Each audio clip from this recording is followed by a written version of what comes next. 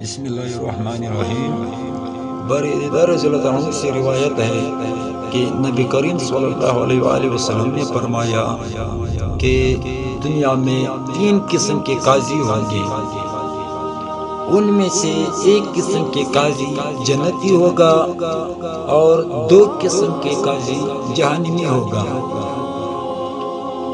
جو وہ قاضی جو جنتی ہوگا وہ ایسا شخص ہوگا جس نے حق کو جانا اور اسی کے موافق فیصلہ کیا، اور وہ قاضی جو جہنمی ہوگا وہ شخص ہوگا جس نے حق کو جانا اور اپنے فیصلے میں ظلم کیا، تو وہ جہنمی ہے۔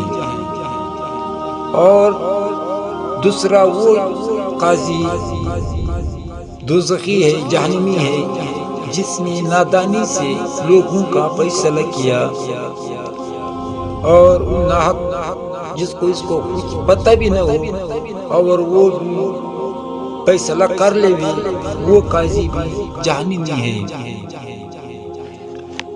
ابو داؤد رضی اللہ عنہ کہتے ہیں یہ یعنی ابن ردیدہ کی 3 قاضیوں والی حدیث ہے۔ اس باب میں سب سے صحیح روایت ہے۔